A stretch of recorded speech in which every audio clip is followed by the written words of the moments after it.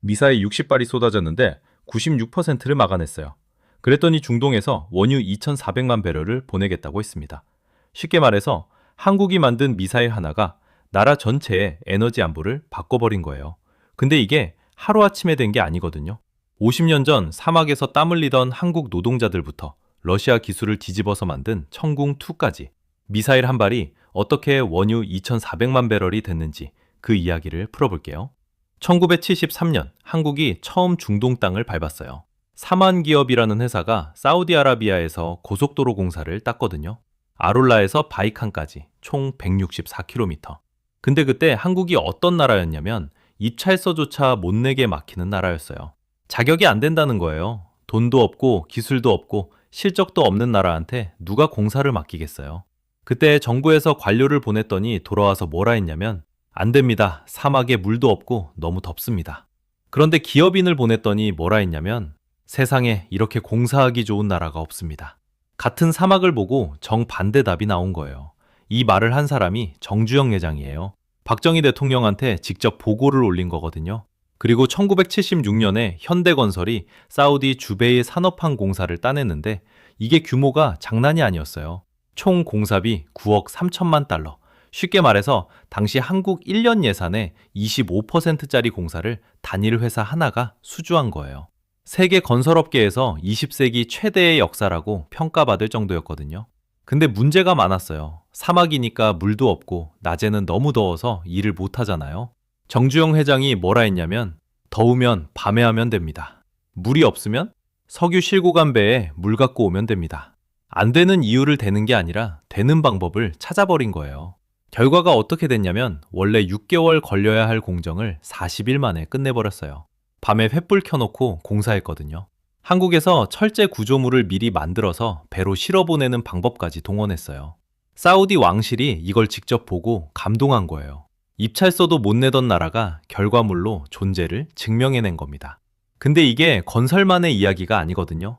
한국이 중동과 쌓은 건 단순히 건물이 아니었어요. 한국은 중동에 건물만 지어준 게 아니에요. 마음을 지었어요. 1976년 서울 이태원에 이슬람 사원이 하나 생겼거든요. 서울중앙성원이라는 모스크예요. 근데 이게 그냥 생긴 게 아니라 박정희 정부가 부지를 무료로 제공하고 사우디를 포함한 17개국이 건축비를 지원해서 만든 거예요. 쉽게 말해서 한국이 먼저 손을 내민 거죠. 단순히 종교시설을 지어준 게 아니라 중동과 장기적인 관계를 만들겠다는 외교 전략이었어요. 그 다음 해인 1977년 재밌는 일이 또 하나 벌어져요. 이란 테헤란 시장이 서울에 방문했을 때 도로 이름을 교환하자고 합의한 거예요. 그래서 서울에 테헤란로가 생기고 이란 테헤란에 서울로가 생겼어요. 혹시 테헤란로가 어딘지 아세요? 강남 한복판이에요. 지금 대한민국에서 제일 비싼 동네 중 하나의 이름이 이란 수도 이름인 거예요. 50년 전 중동과의 우정이 도로 이름으로 남아있는 겁니다. 테헤란로만 있는 게 아니에요. 이란하고 이라크가 전쟁을 했을 때 이야기인데요. 이란에 들어가 있던 외국 건설사들이 전부 다 철수했거든요. 목숨이 위험하니까 당연한 거잖아요. 근데 딱 하나, 대림건설만 남았어요. 전쟁통에도 공사를 계속한 거예요. 폭격이 떨어지는 나라에서 끝까지 약속을 지킨 거죠. 이란 정부가 이걸 잊지 않았어요. 그때 쌓인 신뢰가 지금까지 이어지고 있거든요. 그렇게 수십 년 동안 한국 건설사들이 실력과 신뢰를 쌓으면서 프로젝트 규모가 완전히 달라져요. 대표적인 게 쿠웨이트 청정 연료 공장이에요. 규모가 120억 달러, 우리 돈으로 14조 원짜리 공사인데요. 여기에 한국 5대 건설사가 전부 참여했어요. GS건설, SK건설, 대우건설, 현대중공업, 삼성 엔지니어링까지 총 출동한 거예요. 하루 생산량 80만 배럴 규모의 정유 공장을 한국 기업들이 통째로 짓는 시대가 된 거죠. 1970년대에 사람을 보내던 나라가 이제는 기술을 수출하는 나라로 완전히 바뀐 거예요.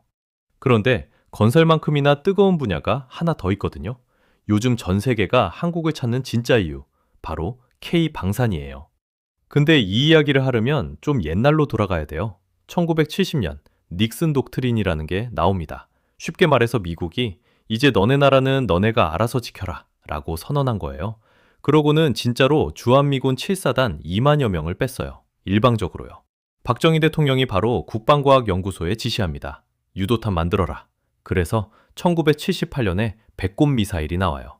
나이키 허큘리스라는 미국 미사일을 뜯어서 다시 만든 건데 사거리 180km, 세계에서 7번째로 탄도미사일을 쏜 나라가 됐어요. 근데 여기서 재밌는 게 뭐냐면요. 이 미사일의 사거리 제한이 북한이 도발할 때마다 풀렸어요. 처음에 180km였거든요. 1998년 북한이 대포동 미사일 쏘니까 300km로 풀렸고, 2006년에 1차 핵실험, 2009년에 2차 핵실험하니까 800km로 풀렸고, 2017년 수소탄 실험하니까 이번엔 탄두 무게 제한이 없어졌어요. 그리고 2021년, 42년 만에 미사일 지침 자체가 완전히 사라졌습니다. 쉽게 말해서 북한이 도발할수록 항공 미사일이 더 세졌다는 거예요. 역설적이죠? 그 끝에 나온 게 현무5예요. 탄두가 8톤이에요. 수십 발 떨어지면 인공지진이 일어나요. 핵무기 없이 핵급 파괴력을 만든 거예요. 닉슨 독트린이랑 지금 트럼프 독트린이 똑같거든요. 너네가 알아서 해라. 유럽은 냉전 끝나고 군비를 줄였는데 한국만 계속 무기를 만들고 있었어요. 북한 때문에 쉴 수가 없었던 거죠. 그 결과가 지금의 K-방산이에요. 자, 이제 천궁2 이야기입니다. 이게 어떻게 나왔냐면요. 1990년대에 불곰 사업이라는 게 있었어요.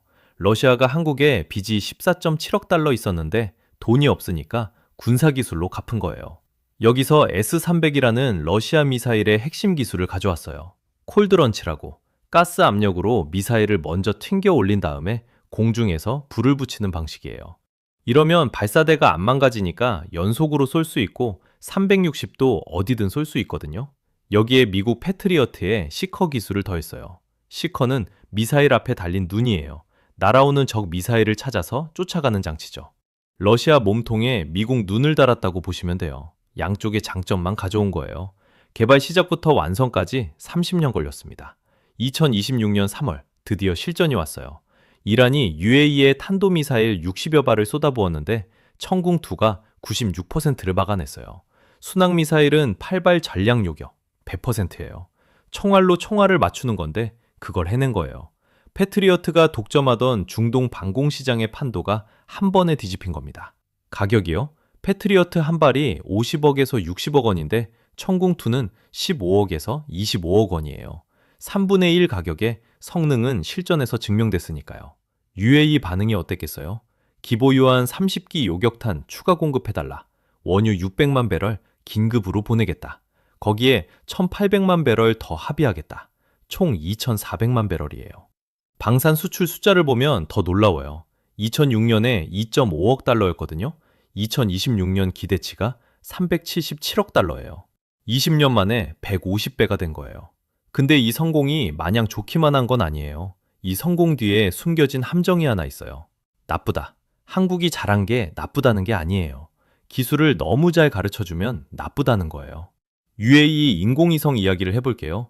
카이스트에서 나온 세트레가이라는 회사가 두바이셋 1호, 2호를 같이 만들어줬어요. 기술도 이전해줬고요. 그랬더니 UAE가 그 다음엔 칼리파셋을 혼자 만들었어요.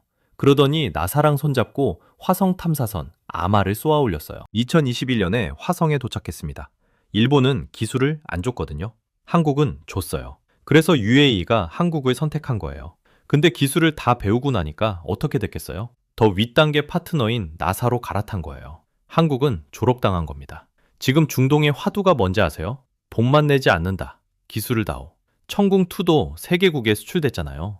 UAE 35억 달러, 사우디 32억 달러, 이라크 28억 달러, 합치면 95억 달러예요. 이 나라들이 전부 기술 이전을 원하고 있어요. 지금은 다극화 시대거든요. 미국이 만든 세계 통상망을 미국 스스로가 무너뜨리고 있는 상황이에요. 캐나다 총리가 다보스에서 구질선은 돌아오지 않는다고 했을 정도예요. 중견국끼리 서로 손잡아야 하는 시대가 된 거예요. 한국에게 중동은 단순히 무기 파는 시장이 아니라 에너지와 안보를 맞바꾸는 전략적 동맹이에요. 쉽게 말해서 기술 이전이라는 게 양날의 검인 거예요. 안 주면 계약 자체가 안 되고 다 주면 졸업당해요. 50년 걸려서 쌓아 올린 신뢰를 지키면서도 핵심 기술 주도권은 놓지 않는 길. 그 균형점을 찾는 게 한국이 풀어야 할 다음 문제예요.